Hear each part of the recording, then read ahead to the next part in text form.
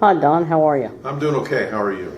I'm here with Don Lundy today, the president of NAEMT. Don, I understand EMS on the Hill is coming up. Can you tell me about it? It is March 5 and 6, which is a Tuesday and a Wednesday.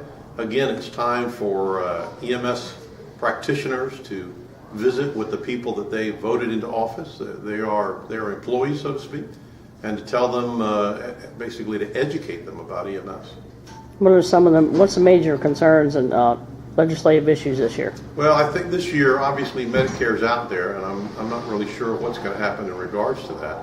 I think the big legislative issue is the EMS field bill. Now, this gives EMS the opportunity to have a voice, one voice at the federal level, one agency that takes that responsibility and runs with it. And if you look at the legislation, it gives a tremendous amount of grant opportunities, particularly to the rural and the super rural that are really having problems keeping up with the cost of ambulance service.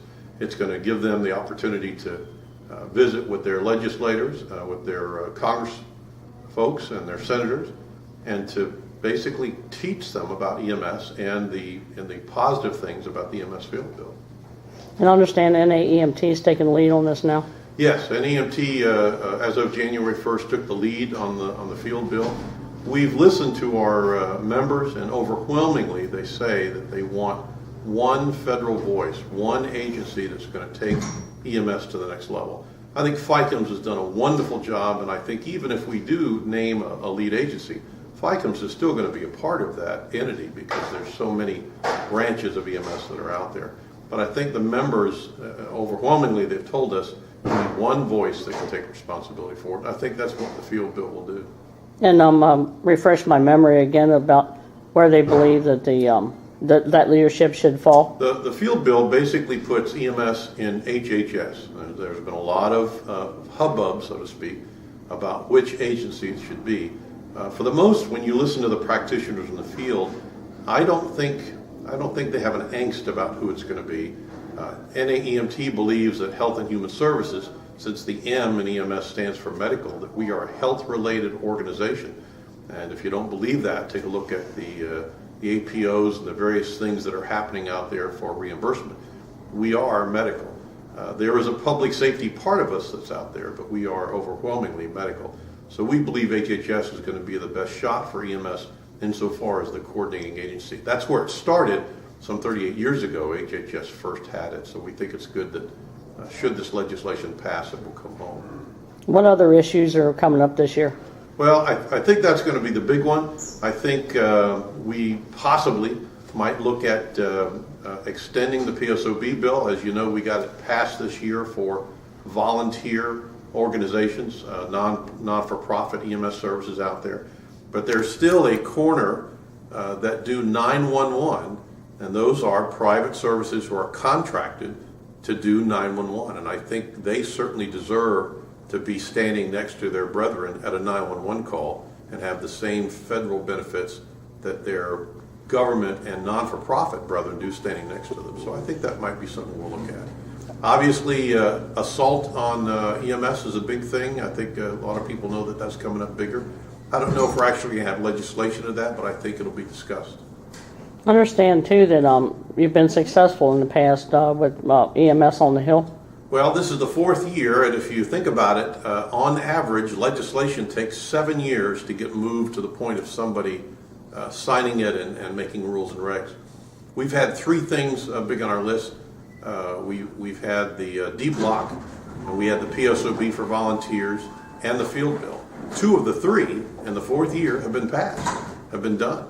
I think that speaks volumes for the men and women who are on the ground every day doing that work, that take 2 days out of their life to come up to DC to teach their legislators what EMS is about.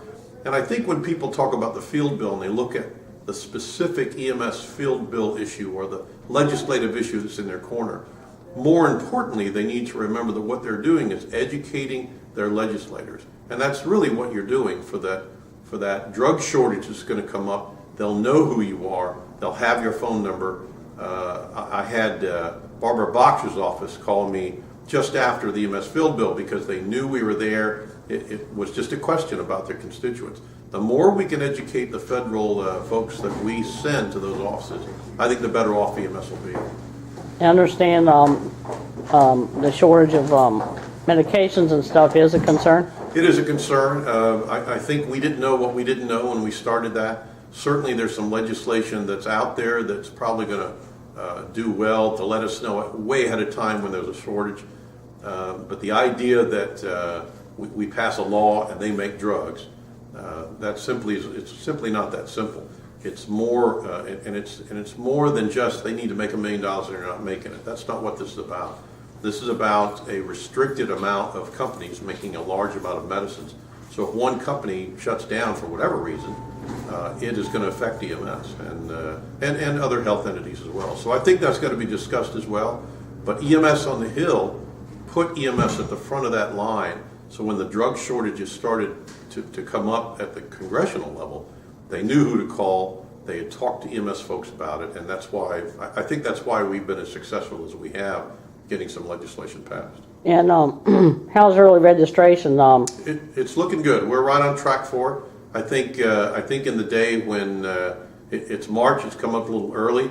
I think the more when people realize that they can come up to EMS today and do EMS on the Hill for $20 extra, or they can come to EMS on the Hill and sign up for EMS today.